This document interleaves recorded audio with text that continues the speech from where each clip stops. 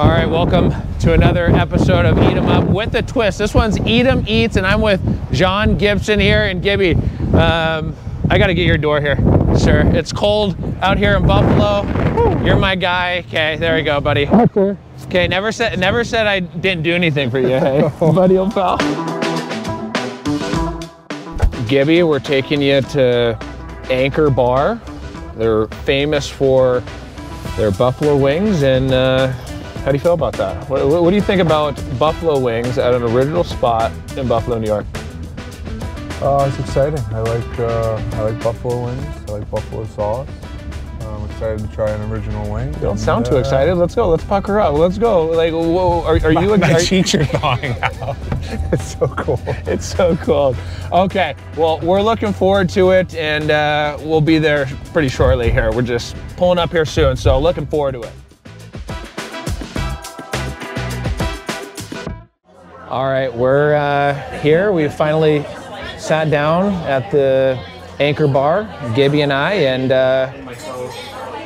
today, Gibby, I know you. You're my boy. We've been teammates, and we've known each other for so long. But you know, like, I wanted to spend time eating with you and kind of getting to know maybe some things about you that people would never think to know about you. So anyway, let's get right to it. So what we're gonna do, 36 questions, Gibby. Right. So 36, of course, in honor of your number. And we're gonna touch on how you got to that number here in a couple questions. So starting with the first one, how did you become a attendee? Just growing up, I was playing,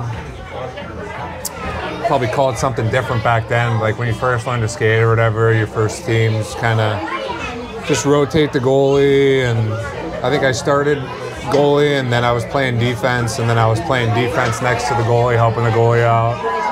Getting your clears? Yeah, so then I was just basically being a defenseman while playing goalie, so then they just kind of put me at goalie full time, and I never really looked back from there. So it happened at a pretty young age, probably. I don't know exactly, but I'd say between like 5 and 7, if I had to guess. You just shutting the door every game? Or I don't know what brought me to it, but yeah, it was just, even when I wasn't playing goalie or playing forward, I was always just kind of coming back to the net and just found myself in there. So yeah, it was my happy place, I guess. Any roller hockey? When I was younger, I played roller hockey. Never really on a team, but like growing up, being in the backyard, doing all that stuff, I was always out there shooting pucks, playing with my dad or my buddies. I would never play goalie though, but I would always like to play out and work on my slap shot. Any superstitions when you were growing up? Things that you would think back on and be like, wow, like I really did that when I was a kid? I think I just had like more of like a schedule that I tried to like abide to. Like I don't know if it was anything like, oh, I had to like drink some at this time or do it certain ways. I think it was just more like I had a schedule planned out, and then I think the older you get and you have kids and you have stuff, it's like you only have so much time. You just got to go out and play. Did you have one of those guys that had the tape balls in their bags? What are those guys? Oh man, yeah. Back when I was younger, yeah, we always had like the one kid that the whole clear from the year. Yeah, but like he would like pass it around, so everybody have to. It was pretty cool though, yeah. I forgot about those days. Best future NHLer that you played against as a kid? Played against? Cheers, by the way. Cheers. I'm drinking a, because of Brewery X, our sponsor, I'm saying a no-name IPA. And Gibby, what are you drinking right there? Pittsburgh's finest Yingling. Just the Pittsburgh kid going with a Pittsburgh beer. What was the question? Who do I think? Who was the best future NHLer like you played against as a kid?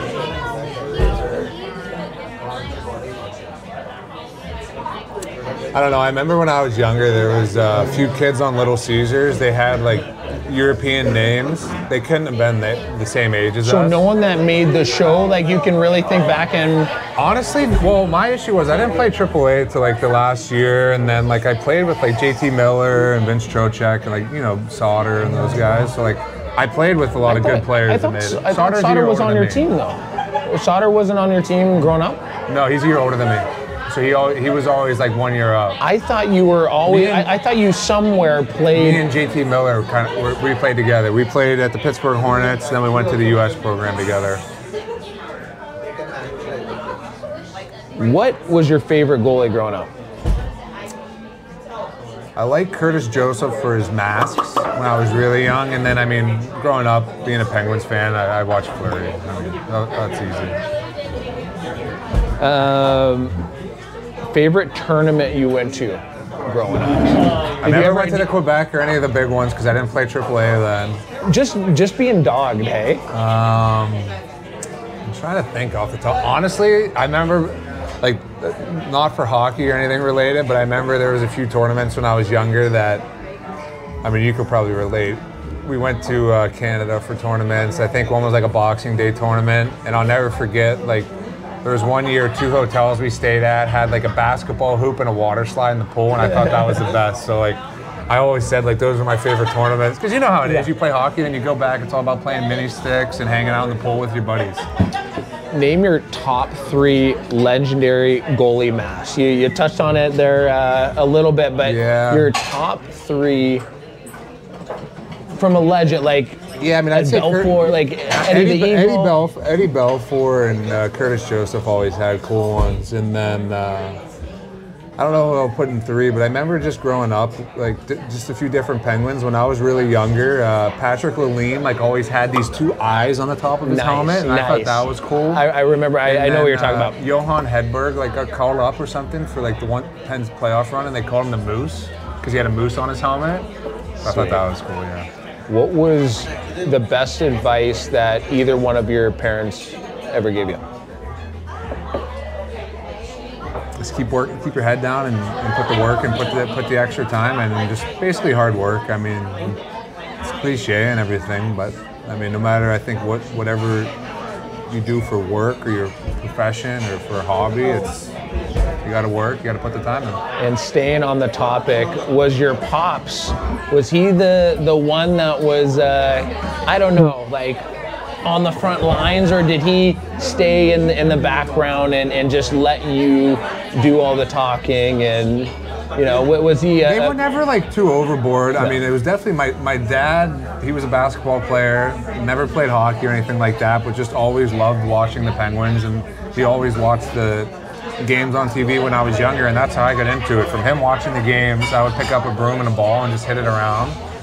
And then one thing led to another, and then we started going to the games, and I started playing hockey, and then just kind of evolved from there. That's pretty awesome. That's pretty awesome. What's the significance of number 36? Just a number they gave to me as a rookie, and you know me, I'm easygoing, so I just kept it. What were your numbers? I was like 130, 35, like I was everything. Okay, you were everything. Okay. But it was like, you never really got to pick, because like, you know how it is, when you're at the U.S. team, you have to pick like your second year, you had to be high numbers, then your first year, your high numbers, your second year, your low numbers. So I was like, I think the 1 year I was like 35, and then the next year I was like 1 or 30. And then I go to Kitchener after, and whatever number I had the year before was, I think I was 1, it was retired, so I went back to 35. And then from Kitchener, I get drafted or whatever to Anaheim, and they just gave me 36, so I said, whatever. I'm easygoing. You are. What was it like winning the World Jays back in 2013? It was fun. I mean, it was in Ufa, Russia, so not a lot going on there. I mean, we just kinda, What was that like? It was super cold. A lot of meat, a lot of sausage, that's what I remember about. A lot of soup, man. Like I remember, like Team Canada had the chefs. We were just sitting there eating like soup and rice and like deli meat sandwiches. But yeah, I mean, I think when you obviously, if you win, it kind of cancels everything out. And I think in a way it kind of brought us closer together, because it's not like you're always going out, you have family and stuff like that. It's just basically you're there with those 20 however many guys, and that's your family, and you're doing everything together. What was the best season of your career so far in your mind, and why? I mean, probably the year we lost in the conference finals to Nashville. I mean, obviously it's the farthest we've gone, and had some injuries and whatnot, but it was a fun year. What was your win total that year? You remember? I'm not much of a stats guy, you know that. I don't know. I really don't. I have no idea. I couldn't even guess. You're the man. Favorite paddle save? What's if you could look back, what is your most favorite paddle save you've made? I made one this year against Crosby in Pittsburgh, so I'll go with that one because that's the only one that sticks out in my mind. I'm sure I've had some, but that's the one that sticks out most recently. Favorite glove save? I don't know. Are these like stats and you're just you make them and then you don't? Yeah, you don't really? Honestly, yeah. Like, I mean, you know me well enough by now. I know. I think we're good. It's just I play the game. When it's over, it's over. And my next one was favorite pad save. So you answered that one. Yeah. I gotta get to 36 questions here, Gibby. You know. We'll circle back. I'll put it in the back of my mind if I could think of anything. Favorite goalie stick that you've ever used in your career? Like Easton for me came out with just ones back in the day. They had an all white stick that was so baller. They had the E or the EQ. Yeah. Honestly, I'd probably say being in Pittsburgh, like playing like minor hockey and stuff like that, that was kind of around the time that Fleury came in and he had the all yellow pads and yellow stick and everything like that. And then they started selling that yellow Reebok stick in the stores, and I picked one of those up and I thought it was cool to kind of be like him. What's your favorite goalie mask design you've had in your career? Had a lot. Probably the one that sticks out the most is just the like the Kobe tribute to all the people that passed. Nice. and the helicopter. That was pretty money. Yeah, I mean, it was just obviously everything that kind of went into it, being able to raffle it off to the charity, just kind of raise some money, and then I ended up getting another one made for myself to keep, to hold on to. So that's awesome. Yeah. How much did you guys raise? I think it was close to like 25,000. I don't remember off the top of my head, but yeah, dude, between like 20 and 25. Cheers. Cheers to that. Favorite pad design? Come on. And I always liked all the Bryans, the old Bryans back in the day, you know what I mean? Yeah, so I know you were a Bond guy. I'll take a play off that. Whenever I was younger, Bryans was like my first ones, and I played for the Pittsburgh Hornets. I had like this. What, yellow? No, it was like silver with like yellow icebergs and stuff like that. I mean, like now I don't really care, but when I was younger, I was so into that stuff. So, and Bryans had some pretty cool designs back then. So something along the lines with those. Besides me, best practice player. Who sniped? Who sniped against practice player? Who?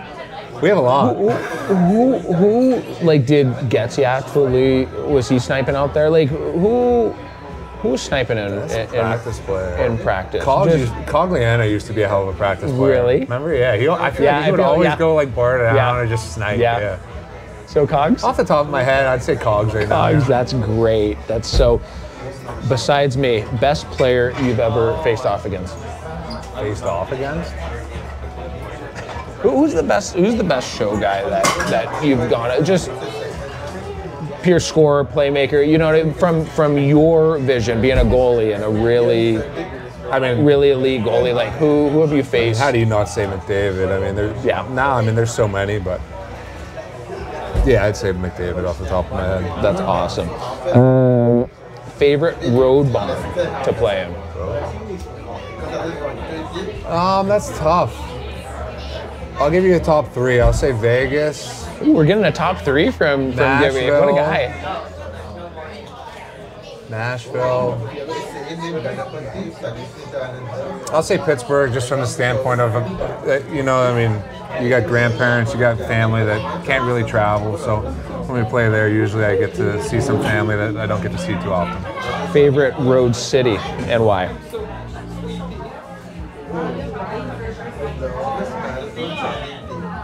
It's tough. I mean, Nashville is cool. Obviously, you got the nice arena, you got Broadway, you got good food. There's a restaurant that probably one of my top two is in Dallas, so Dallas has to be up there too. I think you were just telling me about Monarch, it. Was it Monarch? Yeah, Shaddy's buddy, like I guess Kevin Shagkirk's buddy, either helped open it or something, and he took us last year, and every time I've gone back to Dallas, that's been my spot to eat. You're a Monarch type of guy, hey? Yeah, apparently. What's your pregame meal at home? What are you whipping up at home these days? The wife cooks me just some whole wheat pasta and 2 chicken breasts. Simple. And you retired. What's the restaurant Barolo. there? Yeah, Barolo. Yeah, keep it lighter, keep it healthier nowadays. Well, what's your pregame meal on the road? On the road, I do a pretty big salad, just nothing crazy, just like garden salad, and then I just try to go whole wheat noodles or spaghetti, whatever they have, and just meat sauce. You want to tell the listeners my pregame meal back in the day? What part Do of you it? remember? What part of it? It was probably like 2 of these plates. Guy acted like he wasn't eating for the next 24 hours. I'll tell you, and I'm not going to name names. When I was in Vancouver, I had one of my plates of spaghetti, and I had meat sauce on it. I was going. It slid off the plate and onto one of the guys who works for the team's shoes. What'd you say? I was shocked. I was like, dude, sorry. Like, I don't know what you want me to do. So there's a little story for some of my pregame. But I had the cottage cheese. You know, I had the cottage cheese. Oh, yeah. I had the shredded cheese. Half of the plate was cheese. The other half was the 57 sauce. Probably weighed 5 pounds. That's so funny. Starting 2 hours prior to puck drop. What's your routine? Like starting 2 hours prior. Yeah, I usually try to get there right around 2 hours. I'll get there, tape my stick, throw heat pack on, and then I usually get like 15 minutes of treatment before video. And there's usually like video around 5:30.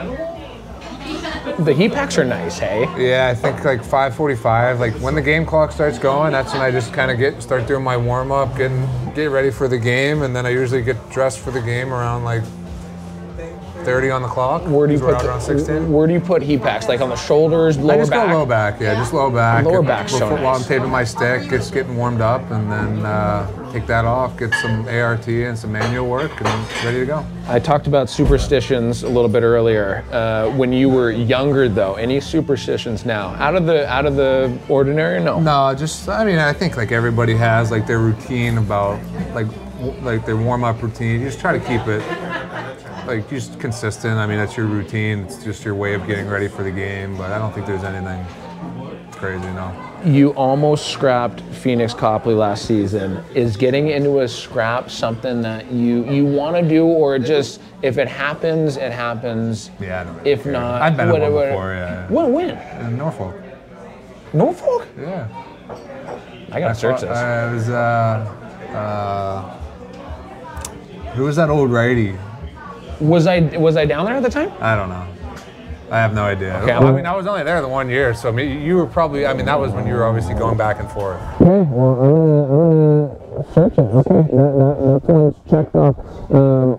What's your favorite goalie scrap of all time? Back in the day, like... Probably have to be one of the ones with, like Wall or Osgood, Yeah, or who was the guy from Philly that was just crazy. Oh, Hextall? Yeah, Hextall. Was just all Hextall, over the yeah. place, so. I'd say one of those ones. You're I mean, right. those are all the ones that stick out at the top of your head too. Right? Hextall going goal line to goal Yeah. line. Yeah, no, that's pretty much. We have a mutual acquaintance in JT Miller. Any on the record chirp that you want to just toss out to Millsy, or no? No comment. No, I can't do that to him. Not right now, at least. Play it safe. We always say playing it safe is the better way to go. Yeah, Like, exactly. anyway, I saw him in the locker room in Vancouver, so what a guy, what a family. Who in your mind is the greatest athlete out of Pittsburgh? Born and raised out of Pittsburgh. Who's the... Honestly, like, not to sound bad, I don't know. Like, I know there's a lot more athletes just in hockey, and like the ones that I know. So I can't even. I probably couldn't name, just because I don't know everybody. Because I'm sure that I know that there's been football players that's came up a little bit before me. There's been, I mean, think about probably before I was born. There was people. I mean, Ryan Malone came out of there. There's a lot of people. Matt Burkell. I mean, there's a lot of people that played just hockey that I know, but imagine probably the women and people that have played other sports too that I don't even know. Do you like where the Steelers are headed as an organization? Do you like? I mean, being a. They got to get a quarterback. Yeah, I think they'll be set. You think you can fit the bill? Could you? No, you got the size for it. What are you these days? I'll tell you. 6'3". 6'3". You got a quarterback size. Can you sling him? I feel like I would be like a receiver, not a quarterback. Almost done here. We got some wings to chow down on. How much has Alexa, your wife, of course, been an impact to your career? Huge part. I mean, obviously now with having 3 kids, it's even more magnified to be able to hold everything down at home when we're on the road. Not that it's easier when it's just us, but I mean, there's obviously a lot less you have to worry about.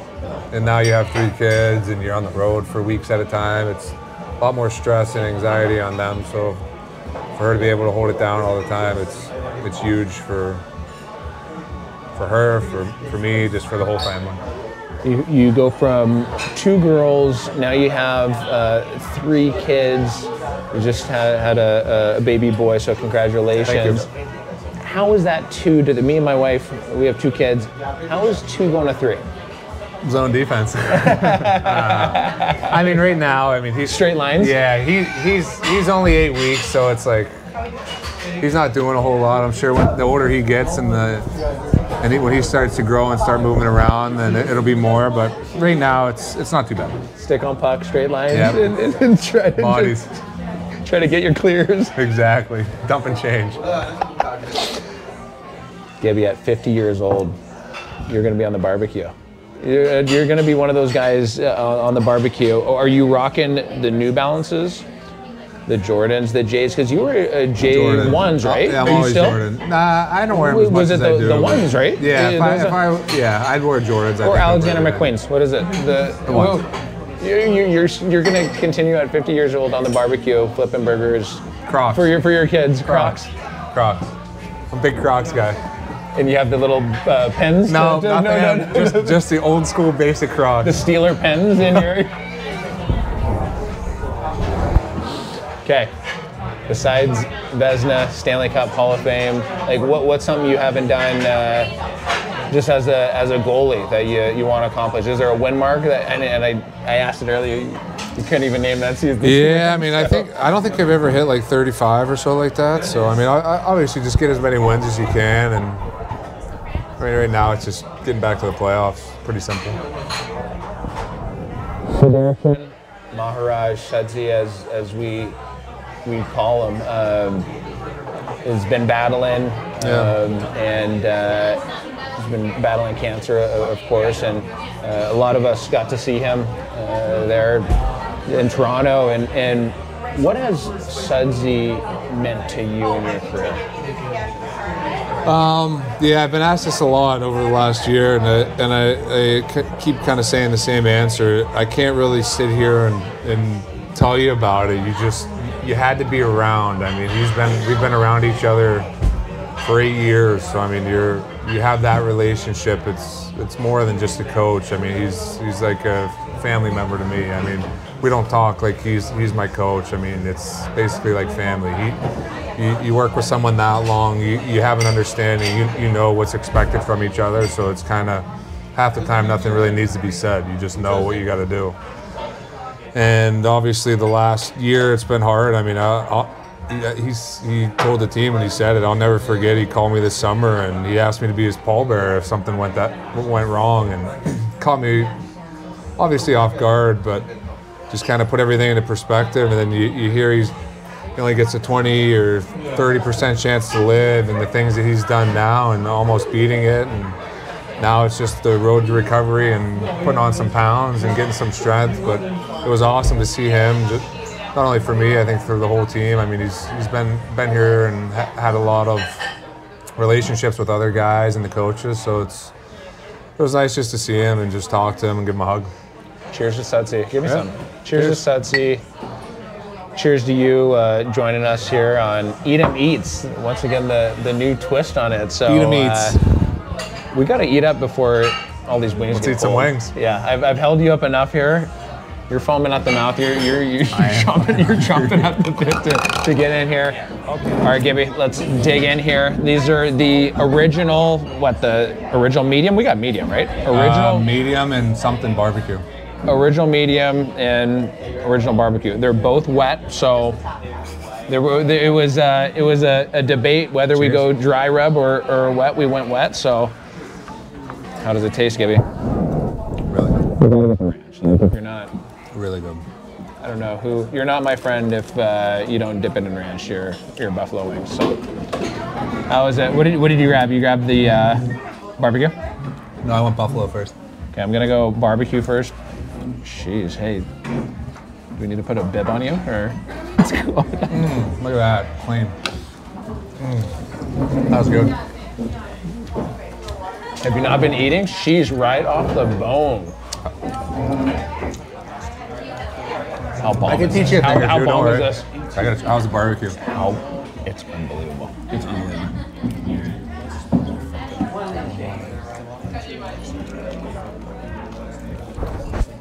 I can't get it off the bone like you, dude. Oh wow, that barbecue sauce is Dude, nice. I can't get it off the bone.